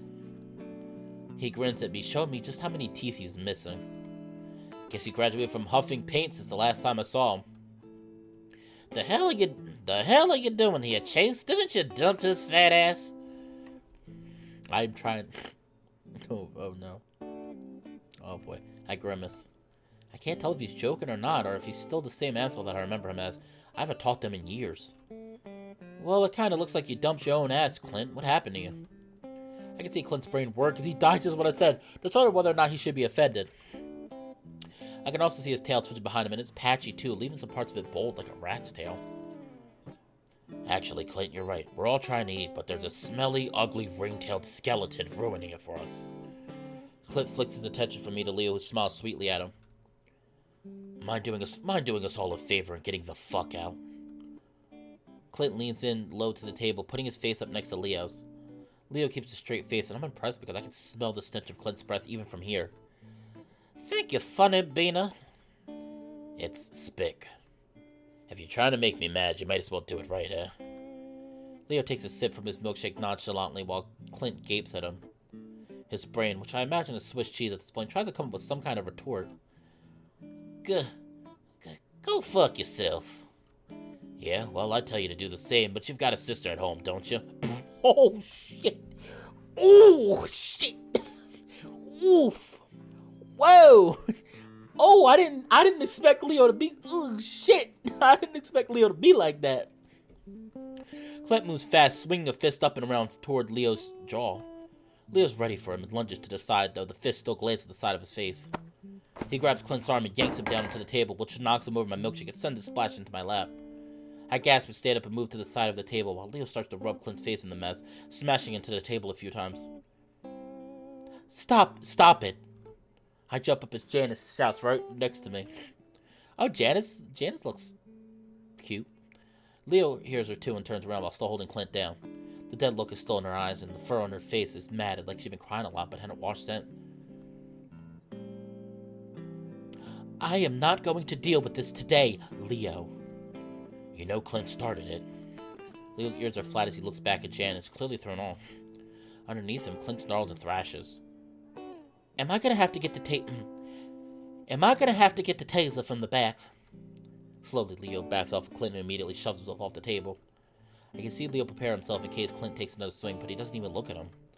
His already dirty tank top smeared brown from the milkshake, he stumbles to the door and disappears outside. And clean up that fucking mess before you leave. With that, the old coyote turns and stalks off to the back. She leaves me and Leo to stare at each other before we ruefully wipe up the small milkshake with brown napkins. There are only two other patrons in the diner with us, a skunk and a jackrabbit. But I can feel their eyes on us the whole time, and it only adds to the embarrassment. What do you think her problem is? I ask Leo under my breath as we come back from tossing the bowl of wet napkins into the trash can. He just shrugs, though, and I follow him quietly out of the diner into the late afternoon light outside. We walk in silence for a while, with me walking awkwardly because my soaked and sticky pants are incredibly uncomfortable on my thighs. We stop at a motel where I change and shower before grabbing a fresh change of clothes. Then we start back out again. I think about staying behind at the motel, but I feel like that would be a dick move after what Leo's been through today.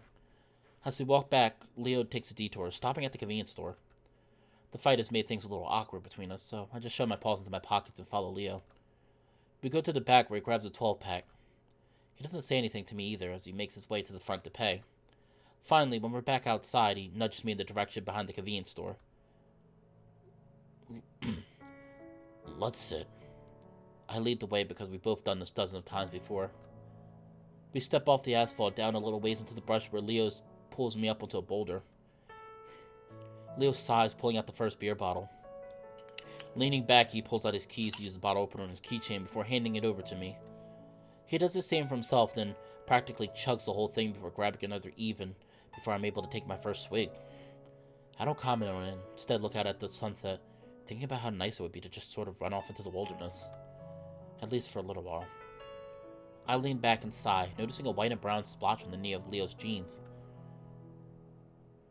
What you said to Clint? That was pretty mean. He said some pretty mean stuff too, and it's not like I like saying that shit to him. Seeing me lying back, Leo shifts closer to me, allowing me to rest my head against his thigh. Again, the familiar position probably isn't a good idea, but I just don't care. So, does Clint still live with his dad? No, he went to prison 2 years ago. Really? Because of... Yeah. Shit. We sit in silence, enjoying our quiet surroundings. As I lay there, I hear Leo open another bottle, then another. Finally, he lets out a big sigh. Chase, come back to Echo. I close my eyes, turning my vision blood red against the sunset. Maybe, just not yet. He doesn't press the issue, instead of reaching out for another bottle. By the time I get to my second one, the rest are gone. As we walk back to Leo's house in silence, he occasionally brushes his tail up against my own. So, Chase is starting to change his opinion, because now, at first he was adamant about not coming back, and now he's like, maybe. He's like, but not right now. I'm like, so I wonder. I'm really curious to see where this late. I'm going to be ending soon, but not yet, but I'm really curious to see what things are way less fun today. Well, obviously. Why does she have a taser? I would imagine she has a taser. I imagine like probably like those old backwoods towns. Probably a lot of people have like kind of like how you like a lot of like old backwoods towns have like behind the diner you have like like your guns and your tasers for protection mostly, especially like in older towns. As we walk back to Leo's house in silence, he occasionally brushes his tail up against my own. I let him. He's mildly drunk, so he's sort of excused for now. I do have to push his muzzle away when he leans up against me for some support after his feet hit a sudden dip in the road. I'm busy trying to study him when I hear a footstep padding up behind us. That sounds frightening, by the way. I'm going to be 100% honest. That sounds like real footsteps, and I almost had a heart attack. I'm not even joking. If this was a horror game, I probably would have died. Before I know it, Leo shoved me hard to the side, and I go stumbling into the weeds. Whirling around, I see a dark figure running off to the side from Leo. His attack aborted as he saw the wolf had seen him. Oh, this fucker's gonna try to beat us up, isn't he? I was like, that scared shit. I was like, who's running at us like that? I was like, I know it's a horror VN, but I'm like, whoa. I was like, oh man. I was like, who's running at us? He comes back around and I immediately see that it's Clint and he's got a crowbar in one paw. My stomach drops as I look from him to Leo, who's got a giant smile on his face. Like, this is exactly what he wanted to happen. What the hell?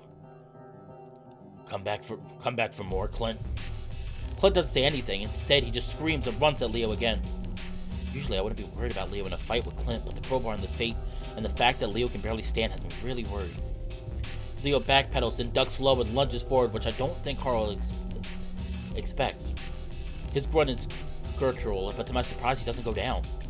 Instead, he grips the back of Leo's shirt before raising the crowbar and bringing it down hard into Leo's back with a solid, meaty thud. I gasp and cringe, starting to jog towards them. Clint presses forward, and I'm surprised there's no CGI for this scene. Clint presses forward, and Leo trips over something, landing on his butt. Clint raises the crowbar again, and Leo hits the paw.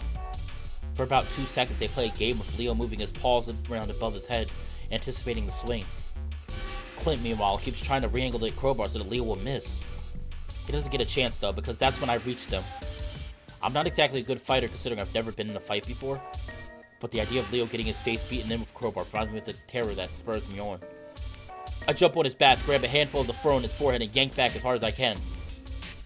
I guess I should have hit him or something, but it seems to work alright. His remaining teeth flash in the porch light, and I get a hot blast of his rancid breath as he snarls angrily. Suddenly, I'm sitting down the asphalt, feeling like my forehead had just caved in. He must have somehow swung the crowbar back and hit me. Oh gosh. Oh, are we gonna die? Is Chase gonna die? I don't think he's gonna die, but oh boy. I desperately rub up my head, imagining the skull shattered like into a million pieces like an egg, but everything feels like it's still in shape. The fight's still going on, and now I can hear Leo snarling. It's not a sound that I've heard that often, but it's deep and way scarier than anything Clint could have managed. I try to focus on the spot that I see their bodies tangled together. When I do, I see that Clint's on top again, the crowbar raised, pointy end down, aimed at Leo's face. I start to crawl toward them, but there's no way I'm gonna make it. Again, the sound of something hard striking flesh, but this time, it isn't Clint hitting Leo. It's Clint that hisses in pain this time, as he arches back, baring his fangs. There's a dark shape behind him, but before I could focus on it, Leo's massive paw smashed into the side of Clint's face. Leo's not playing this time. In fact, it looks like he put everything he had into that punch, and the sound it makes is like a slab of beef being thrown against concrete. Clint's body visibly goes slack before he slumps down against Leo, only to be shoved roughly to the side. I crawl up next to the wolf, and he looks over at me as I do. His paw immediately goes to my head to study it, as he looks closer at my face. Fuck, did he hit you? That's when I realize that I have a massive headache and it feels like it's full of water. I rub a spot that itches a bit right above my eyebrow, and my pads come away slightly dark and bloody. That fucking piece of shit! Leo sends a back fist into the side of the downed Clint's face. Hey, that's enough, Leo. That's when I remembered that it was someone else that actually saved Leo. The voice is familiar, but it isn't until I look up at the source that I recognize Kudusu. He's breathing hard and he's holding the crowbar that Clint dropped. The dark spots around his eyes blend in with the night and accentuate how wide his actual eyes are. He looks spooked. What the hell are you guys... What the hell are you guys doing? He sounds pissed and I feel a little defensive. Hey, you tried to run up on us. Kudusu's eyes flick over to look at me before focusing back on Leo. I thought we had this shit figured out. Why the hell are you fighting again? I don't really get why this Kudusu guy is freaking out so much. His nostrils flare with each breath. You'd think he was the one that almost got his brains run through with a crowbar. Calm the fuck down. You know how Clint is. He wouldn't do half of that crap he does if you didn't antagonize him so much. You say he was a bully, but from what I've seen, it's the reverse. It's hard to think of Leo as a bully, but the way he had acted towards Clint in the diner was a bit much, even if it was Clint. Hey, if you can't take it, then maybe you shouldn't dish it, huh? Leo grins and sticks out a paw to Kudusu, who glares, but nevertheless reaches down to help him up. Leo promptly pulls me up with him. As I get to my feet, a wave of dizziness instantly hits me and I stumble into Leo. Fuck, see? Leo steadies me and looks into my eyes, worry itched all over his face. I'm fine. Just got dizzy for a sec. That's not fine. Do you feel sick? Can you see straight? Seriously, I'm fine. Just give it a minute. I can't say these fucking Spanish words. Puchica, I think. Puchica gonna kill that hick when he wakes up. At that moment, Clint makes a snorting sound and starts to roll over. Leo's eyes flash to where he's lying, but Kudusu steps up between the two and still glaring. No, get the fuck back home and take care of the otter. I'm gonna see if I keep him from trying to kill you later on down the road. Fat chance. He's been wanting to kill me since middle school. Clint starts to sit up, supporting himself with both paws as he looks around. Go! Whatever. Leo turns back to me and his eyes soften as he puts an arm around my shoulders. Come on, we might need to go to the hospital. I'm fine, really. The low tones of Kudusu's voice murmuring to Clint phase off as he stumbles into the night. No, you're not fine. He hit you fucking hard. Goddamn that fucking idiot. He could have killed you. I put a paw back to the sore on my forehead and flip at it. Leo grabs my wrist. Don't do that. You'll infect it. We'll clean it up back in my place. Swear to God, I'm not going to leave my house without my gun again. Suddenly, Leo's face takes on an odd look. One sec. He makes it up to study me with both paws and stumbles off to the side of the road. It's dark and I can't see him, but I'm sure as hell can hear a retch followed by a splash. This happens about 3 more times before Leo shakily, but more steadily approaches me from the darkness, a sheepish grin on his face. You okay? Yeah. Just had a little too much. Really? The Leo I know could have downed 15 cans and still walked. Hey, rolling around with a crazy longtail sitting on you won't do your gut any favors. Sure. Leo chuckles and wraps an arm around me again, though this one feels more intimate rather than just being there to keep me steady. We walk in silence for a while, just enjoying the evening air. The temperature is always perfect here when the sun's going. It gets me more annoyed, though, because I imagine we'd be having a much better time if Clint had just tried to murder us. At least that's what I imagine he was trying to do, since hitting someone with a crowbar isn't exactly fucking around. Has it really gotten this bad between you and Clint? Leo squeezes me. It's always been this way. It looked like he was trying to kill you. Well, the gringo really hates me. Leo laughs, then falls silent for a while, ears pinned back. I guess he was angrier than usual. I think it's just that I might have pissed him off more than I usually do. I look up at him. About that, what you said to him back at the diner was really awful. You too? How can he expect not to get hit with that if he's going off about us and me being a spick? Leo barks out a laugh. Talk shit, get hit, I always say. I don't know, man. What his dad did is different. It's not his fault, you know. Hey, he might be fucked up, but he can still make the decision to be a complete dick to everyone, can he? I wish Jenna were here to help back me up on how that isn't exactly fair to Clint. Anyway, I think he was onto something. Did you see how crazy he looked? He's always on something, and speaking of which... Leo steps slow, and I look around to see an isolated house further up the road. The porch light is on, and I see a skinny figure get out of a chair and start walking up the front yard. It's clear he means to intercept us, and I slow down with Leo as he draws closer. Duke? Leo nods at him. Oh boy. Skinny Weasel looks us both up and down, raising up a paw to pull a drag from what looks like a cigar. I assume it's actually a blunt because it smells like Carl. He's as patchy and unhealthy looking as I remember him. Not as torn up as Clint, but still bad enough to know he's done his fair share of dabbling in meth. He doesn't say anything, and after a while, Leo clears his throat.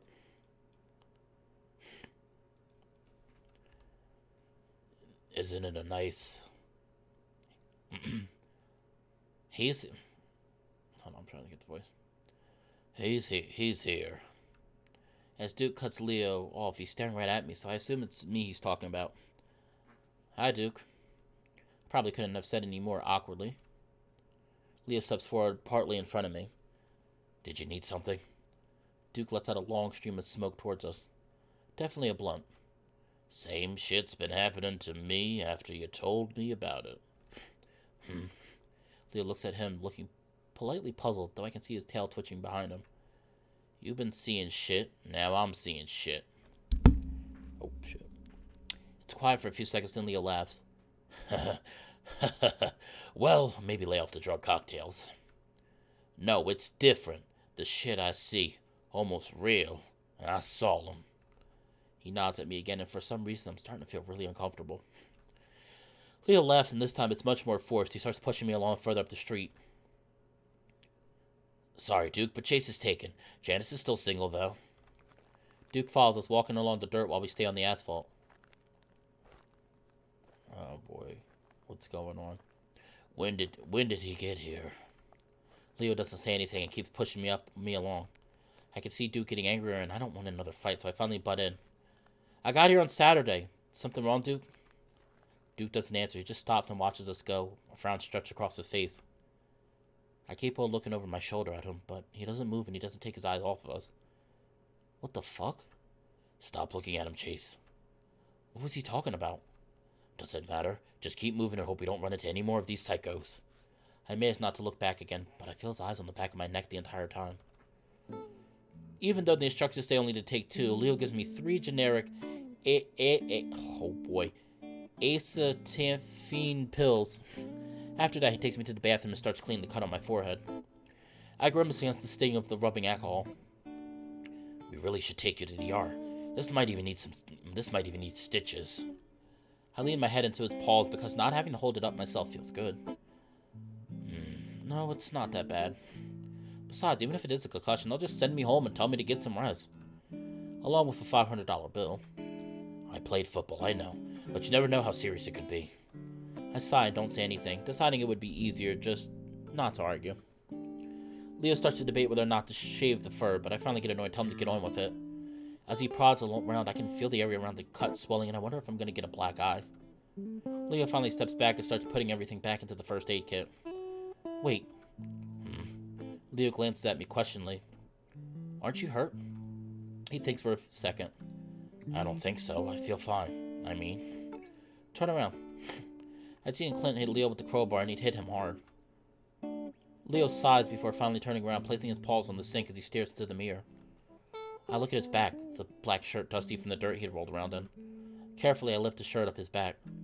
It's not as bad as I thought it would be. I can see the raised fur from a growing welt when the crowbar had hit, though.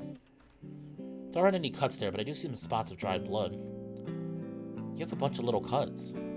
I see the smooth muscles under Leo's fur shift as he flexes them. Really? It must have been from the rocks in the road. I think my shirt came up a little while we were wrestling around. Give me the alcohol. Leo sighs again but hands it over. And take off your shirt. He smirks at that and slowly, purposely, sensually strips his shirt off. I try to ignore him, but I'd be lying if I said I wasn't turned on by his body. It's been a long time since I last saw him shirtless, and he's kind of changed. He's thicker, broader in the shoulders and chest, the muscles smoother and a little more filled out. I swallow and start to dab the alcohol into the cuts. He makes no indication of feeling any pain, instead swishing his tail around and flicking it up between my legs. Again, I don't know why, but Leo has a way of making you want to play along, even if you know it's a bad idea.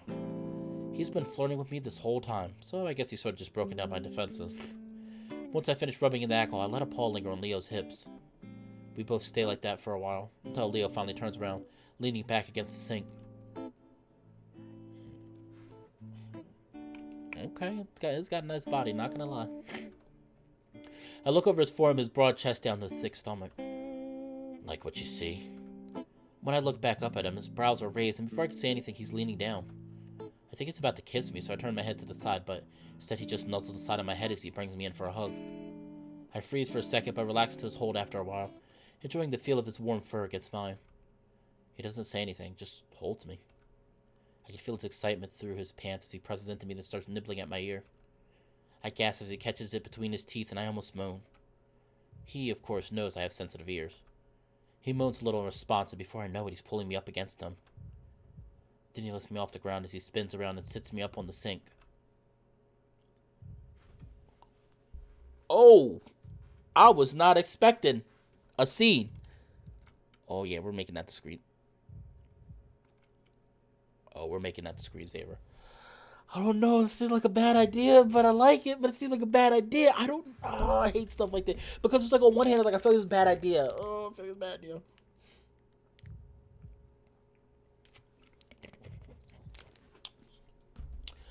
I don't know. Leo seems like he cares for the car. It's just too soon, though. They should wait a little bit.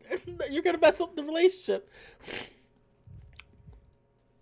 My head throbs again, and I think I'm about to fall, but he holds on to me before he begins digging his muzzle to my neck, kissing and licking. I gasp and hug around his body, pulling him closer as he licks and nips. Leaning my throat back, I expose more of my neck to him, closing my eyes as the back of my head presses against the mirror. Leo growls, his paw sliding up under my shirt, feeling up my stomach before moving to my chest. Fucking hell. He moans it, sounding like he just scratched an unreachable itch, like he had just had his first drink of water in days. Leo. I gasp about to tell him to stop, but then his tongue burrows in past my fur to lick to the skin and my eyes roll. He pulls back finally, and I lower my gaze to meet his. His tongue is hanging out, making him look a little goofy. I can see a few of my short brown hairs on his tongue. He starts to lean in again, and this time I don't turn my head away. As he almost reaches me, his eyes suddenly flick to the right, looking over my shoulder, and I see shock cross his expression. Then he jumps up and spins around, knocking over the soap dispenser and first aid kit. That is going to be the screensaver. Okay, so it didn't go any further than that. I was like, you can tell. I was like, guys, give it time. You already were together, and it didn't work out. I was like, don't be rushing this. I actually kind of want to see them together. Don't be rushing this, because I'll be upset. Then he jumps and spins around, knocking over the soap dispenser and first aid kit. I jump too. What? Leo continues to stare, one paw clutching his chest, the other digging into my thigh. I wait for him to finish, but he doesn't go on. Did you see something? I thought I did. Just seeing things, I guess. Finally, he turns his attention to the first aid kit and leans over, starting to pick everything back up. Slowly, I slide down from the sink, pushing my shirt back into place, realizing that the moment had passed. Well, I'm curious as to what I saw. I'm also conscious of the fact that the break in our intimacy has made things awkward again. Should we check the house? Could be Clint. No, it wasn't Clint. Leo grabs his shirt and pulls it back on before turning to me. Just seeing things. I think back to Clint. Well, alright. As we leave the bathroom, Leo looks back in for a moment before flipping the light off. I think it's a little strange that he makes sure to close the door. Leo doesn't make a move on me again that night, instead keeping a good few inches between us on the bed. I can't help but wonder if I did something wrong. What I do know is that I'm kind of disappointed. Perfect time to end. Thursday. Perfect time to end. I want to know what Leo saw. I think he saw a ghost or... Oh, man. I'm telling you. Because I know... I like this. It's subtle horror. I like this. I think it's slightly nudging in the fact that something's going on. Because when he had that conversation with Duke, I think he told Duke that he saw us before we actually stopped by Echo. And Duke saw us too and said, hey, I saw him. So now it makes me wonder, I'm starting to feel, so now it makes me wonder too with that theory, is this thing in Echo, whatever's haunting Echo, because there's something going on here. People are starting to act really weird in this town. Does whatever is going on in Echo have to do with anything with Chase? Do not spoil it for me. I'm just making theories, and I don't want spoilers. I'm just theorizing. Does what's going on in Echo have something to do with Chase? And did Leo see something in the mirror? Because I think he really wanted to do something with Chase, and something in the mirror made him just suddenly stop. And I think it was. I wonder if there was like something like a reflection was different or something. So we're gonna stop here. I think it's a good point to stop. It's 6 o'clock for me, 6 p.m. I gotta get ready for work tonight, a little earlier than usual. So that's my daily blush quota, man. That's definitely gonna be exclusive though. But thank you so much everybody for stopping by the video. Really appreciate what everyone does for me. Like I usually say, if you like what I do, feel free to like, comment, and or subscribe. And if you wouldn't mind, if you wouldn't mind sharing my video, if you know people that are interested in visual novels, feel free to share them. I love critique. Feel free to give me critique in the comments down below, how you feel about my voices, which voices you like the most, which ones you like the least amount, and theories on what's going on. I had to think of a daily question for this video, but I'm sure I'll think of one. But things are getting real interesting. I'm really curious to see what's going to happen next. I'm really loving this visual novel. This is definitely going to keep up. This week, I'm going to trying to stream Adastra one more time. Hopefully this will be the last Adastra video.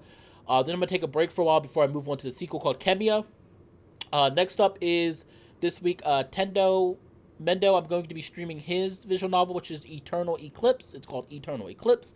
I will be streaming. I definitely will be streaming Tendo Mendo's and Adastra. And then I will probably post a 4-letter word video this week. That'll be pre-recorded, of course, because there's a lot of stuff in there that makes it hard to stream.